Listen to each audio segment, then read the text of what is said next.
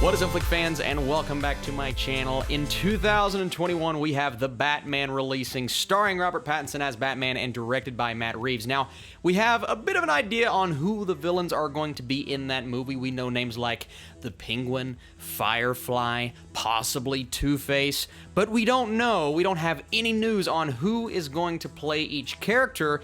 But that's not just what this video is. We are not just focusing on that Batman movie. We are looking forward to the future of the Batman universe and looking at who could play villains such as a Bane or a Ras al Ghul. Villains we've seen before, but in this new universe, their name hasn't been mentioned just yet, right? We're not going to tackle a Deadshot or a Harley Quinn because we have seen those villains in this universe so far. I mean, as far as we know, this still kind of takes place in the DCEU, but when it comes down to it, I don't think they're going to make any connections. So the only character I am going to recast in the current universe, so Harley Quinn, we have her. Killer Croc, he exists. The Joker technically exists. Jared Leto does still kind of play him, even though I don't think he'll end up coming back.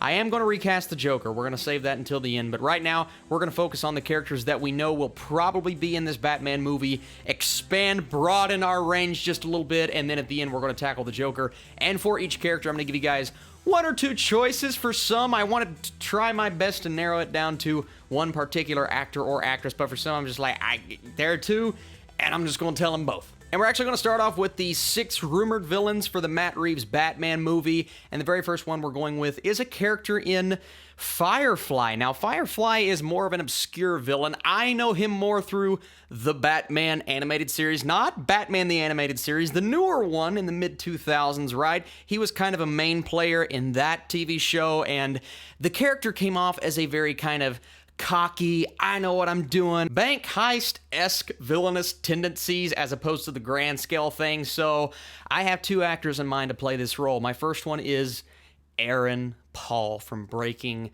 Bad. That's where everyone knows him from. Of course, he's going to be in Westworld, and he started a few movies here and there, hasn't really made it in blockbuster industry just yet. I think he's on his way, but I feel like his personality in Breaking Bad suits this character very well, and I just feel like the guy has the outgoing voice for this character. And the other actor that I have in mind to play Firefly is Shia LaBeouf, right? The guy who is having a great year so far with the Peanut Butter Falcon and hearing fantastic things about Honey Boy. I just think his personality, as is Aaron Paul's, I just think they both suit what the Firefly is from what I've seen from him, right, in that animated show and just what I know about him from the comics. It's that outgoing, loud personality. He makes his presence known. He does end up being a pretty nice foil for the Batman, and it's kind of cool because it's the Batman the show and the Batman the movie. So next up is a villain in the Mad Hatter. Now, if you guys know anything about the Mad Hatter, what a weird, just strange acting character, very subtle and silent and to himself, mysterious. And what actors come to mind when you think of someone just so, yeah, I'm going to take over the world, right?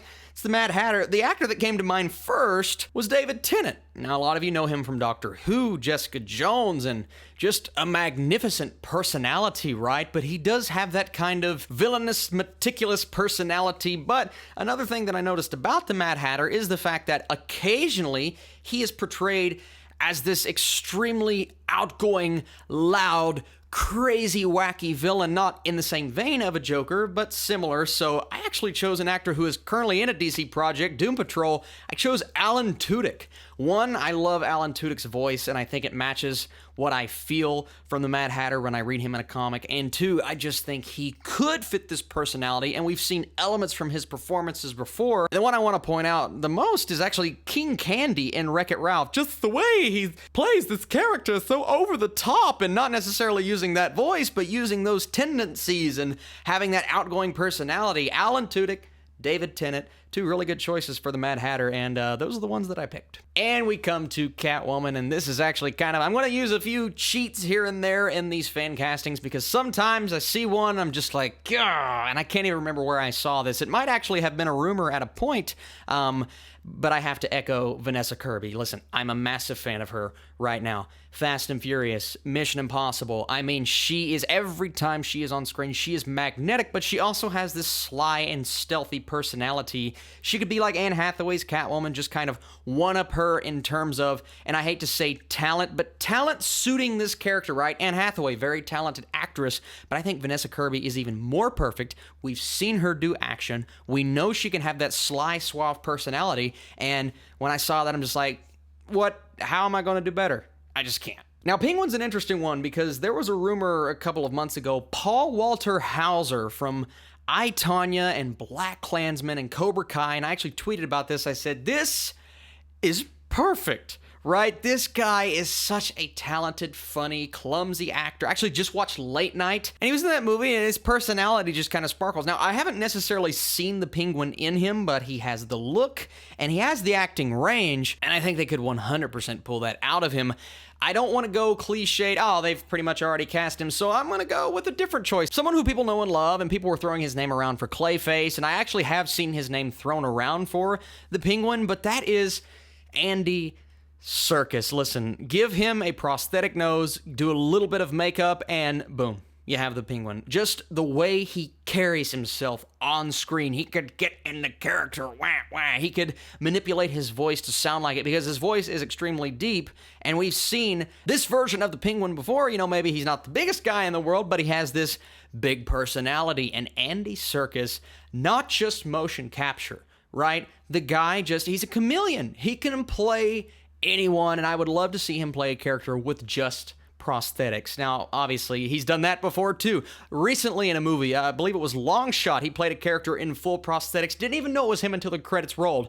He is such a chameleon. He could be such a good Penguin. Grow those sideburns out and give the man a cigarette, and you are in business. I love Andy Serkis. Don't think he'll end up getting the role, but it's fan casting, so we're going to fan cast. Bit of a cliched choice for Two-Face, and I hate to solely base something on looks. This isn't solely based on looks. The reason I am choosing Jon Hamm as my first choice for Two-Face is because of his performance in Baby Driver. I saw a side of him that I've been wanting to see for a long time, and that's a more maniacal, more meticulously evil side. A bit more wacky than what the Two-Face may entail, but you know the guy can scale it back and play a character like he did in Mad Men. I just think Jon Hamm has the acting range, and I really haven't hated a performance. And I know he's the good-looking guy, he's the suave personality in real life, but you take what he does there, kind of like how Aaron Eckhart acts in real life, and then playing a Two-Face in Batman. I mean, he did a great job. I think Jon Hamm could do a great job as well. And then you have Andre Holland. Now, Andre Holland was recently in a film on Netflix called High Flying Bird, and he was phenomenal in that movie. He's also played in movies such as Selma, 42, and Moonlight. Every time I have seen the guy, he's delivered a monumentally, just incredibly rich performance, right? He can get emotional when he has to get emotional, but he can also be this stern human being that plays by his own rules, but he also conforms to the rules of society, or maybe he puts up a front that he does, right? Andre Holland, just look him up, watch an interview, see the guy in action. He is a very talented actor. He could absolutely carry the character of Harvey Dent, and those are my two choices to play the very difficult character to portray in the Two-Face. Next up, we're going another easy choice, and this is an easy choice because as soon as I saw him rumored for the Batman, as the Batman, I'm like, he's not Batman, he's the Riddler. And that's Nicholas Hoult. I don't even know if he was actually in the running. He may have been in the running for the Riddler, and they're just like, oh, the Robert Pattinson thing leaked. Well, we gotta say that there's some competition for the role. Nicholas Hoult, you're in competition for the Riddler. We're just gonna say you're gonna play the Batman, right? I just think he's too perfect as the Riddler to pass up on, right? You put some glasses on the guy, you part his hair in a weird way. That's the Riddler. Like, that is the Edward Nygma that I know from the comic books. This weird personality, and a movie like The Favorite that he was in, unrecognizable, but his kind of weird and off personality really fits for what I see in the Riddler. And I know he was the Beast in X-Men, but even that look as the Beast, I'm like, yeah, he could, shrink down a little bit, maybe lose some weight, and he plays the Riddler, and it's perfect. I don't know what else to say. The guy's just perfect for the role, and he is my choice. I know he's a lot of people's choices, but hey, gonna fall into that crowd. And then we come to Poison Ivy, and I'm very excited about this one. I know we already have a Margot Robbie in the DC universe, and she is a great Harley Quinn.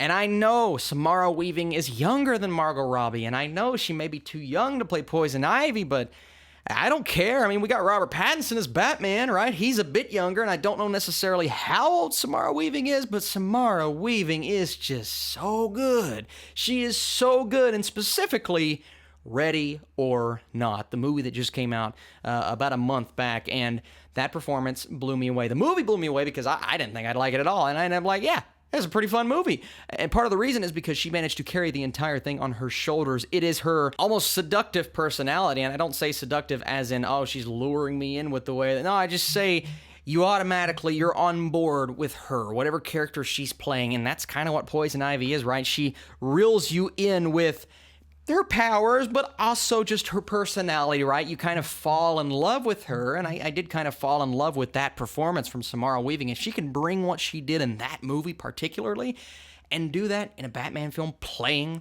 Poison Ivy, my goodness, guys, I just see that as like, yeah, that could work. Next up is Mr. Freeze, and Mr. Freeze is an interesting character because he has been portrayed in so many different ways, whether it's Batman the Animated Series, he's one thing. The comic books, he's kind of the same thing, but another thing. And then in Batman and Robin, he's like way out there. So we're not going to focus on that last one. We're going to focus on Batman the Animated Series and the comic books. And combining those two iterations, you have someone who is really smart, who can carry himself, but can also be terrifying when he needs to be. And I'm not just picking Stanley Tucci because he is bald. I'm picking Stanley Tucci because Stanley Tucci has that personality. He has the acting range, I think, to carry Mr. Freeze, because Mr. Freeze's story is heartbreaking. So you need an actor that is of that age that you can feel for, and someone that you can also relate to as a villain.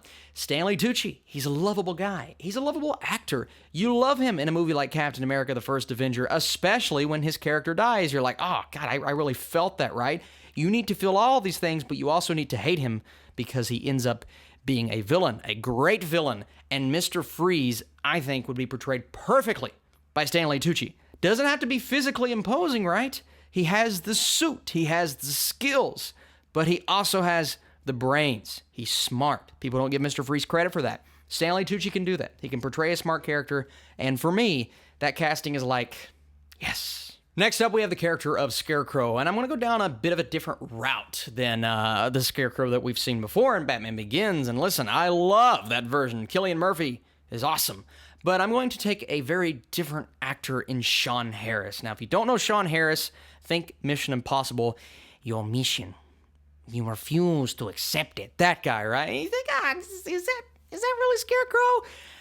The look of Scarecrow, I think just the face alone of Sean Harris, I'm like, I could see that as a Scarecrow, but then it's just the personality that we've seen from Sean Harris, and I don't want to clump him into one thing just because I know him most from the Mission Impossible movies, and he's a phenomenal villain, right? But those vibes, I can carry that over into a character like the Scarecrow, someone who manipulates Batman and takes him to places mentally, physically, but mentally, that he's never been before. And then I think of Sean Harris's voice just kind of carrying that character, and I'm sure he can do the American accent, but yeah, I mean, that's just, it clicked for me in my head. Maybe it doesn't click for you guys, and that's okay. If you have a better casting for the Scarecrow, because this one was a bit more difficult, but Sean Harris for me, I'm like, maybe a good Mad Hatter, but Scarecrow, I'm just feeling that. Well, this one for me was just too easy, and I say too easy because I've seen it before. I've seen the predictions, and I've even seen Dave Bautista himself tweet it out saying, I wouldn't mind playing Bane. Bane. I mean, Dave Bautista is a good actor. I know we look at Drax and we're like, well, he's perfect because he's got the comedy and he's used to doing things like that. But then you look at a movie like Blade Runner 2049 and even a movie like Stuber. I mean, I know Stuber wasn't the best thing of this year, but I found Dave Bautista to be really, really good in the film. And the guy is doing what The Rock did in the mid to late 2000s. He's becoming a better actor, and his dialogue delivery is just, it's every time I see him.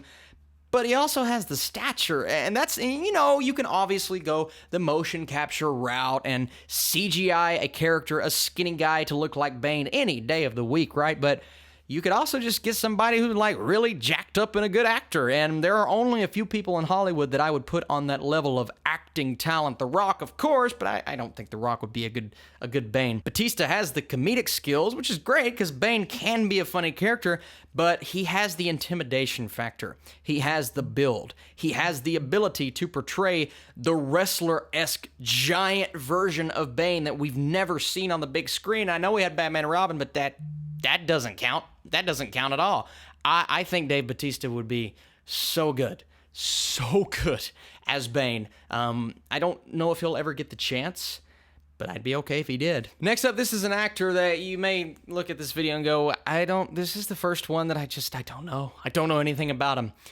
Haunting of Hill House, he played the brother known as Luke. He's also been cast in the upcoming Blumhouse movie, The Invisible Man. His name is Oliver Jackson Cohen. Here's a picture, get acquainted, because the man is going to be an incredible star. He has the star power. He has the likability. He has what every actor wants to have, but not all of them have, and that's the fact that you feel for him emotionally when it calls for it and whatever script he's dealing with. And I've seen him in multiple things. Haunting of Hill House is what I know him most for. It's mostly television shows. He'll pop up every now and then, but the guy is very talented. And playing a character in Clayface, a former actor who turns into this monster, that's something you have to resonate with. That's something you have to buy from an actor that can deliver. But Clayface is also a character that's like, I don't know if you need a big star. I don't know if you need someone who is the most recognized guy in Hollywood, right? Someone who's kind of up and coming and has shown talent before will do. So that's my pick for Clayface. I know it's random. He might be a nobody to some, but look him up. And if you've seen Haunting of Hill House, you know exactly who I'm talking about. Next up is Ras al Ghul, or Ras al Ghul, and very difficult one to cast, right? Because it's expected to cast someone of a certain descent. Now, they didn't do that in Batman Begins. They got Liam Neeson to play this character, and a lot of the times when we see him in the animated series, he is white as opposed to what you would expect him to be. I'm actually going down a different route with this character. Giancarlo Esposito, an actor that is mostly known for Breaking Bad, our main villain in that story, one of the best performances I have ever seen. He's also in Malcolm X and Ali, and the guy is just a very talented actor, and he's also being looked upon right now to play a Marvel role. Now, there are rumors, and I saw the rumors, don't worry, that he is maybe being looked at for a role in this Batman movie, and a lot of people are thinking, well, it's probably Commissioner Gordon, and I have nothing against him being cast as Commissioner Gordon, and that is probably way more likely than Ras al Ghul. But once again, this is not a prediction show. This is a Fancast show, and I would love to see him tackle his villainous side once more and play Ras al Ghul. The guy is just the best. He is the best when it comes to being sentimental. He is the best when it comes to being someone that you hate. And that is the character of Ras al Ghul. He is sentimental when he needs to be. He is strategic. He is meticulous. He is a villain. One of the best villains that Batman's ever seen. And who better to play him than an actor who just has the range. Has some of the best range that I've ever seen. And Esposito is just one of those names that you're never going to forget once you see one of his performances. And I would love to see him play a villain. Probably won't. Don't even know if he'll get the Commissioner Gordon role. I would love to see it. If he does, that's great. But as a fan cast, playing this character would be awesome. Now, for the final character, I'm going to attempt to recast the Joker because I don't think they're going to be bringing back Jared Leto. They definitely could, and I wouldn't be opposed to seeing him again. I also don't think Joaquin Phoenix's Joker is going to carry over into this universe. Now, if he did, I'd be the happiest man on planet Earth because I'm pumped for that movie. My actor that I am choosing is an actor that you don't know who he is. Let me refresh your memory if you have seen this movie, and let me show you why I believe he's going to be a great Joker if he ever gets the opportunity. And this actor's name is Tom Bateman. Take a look.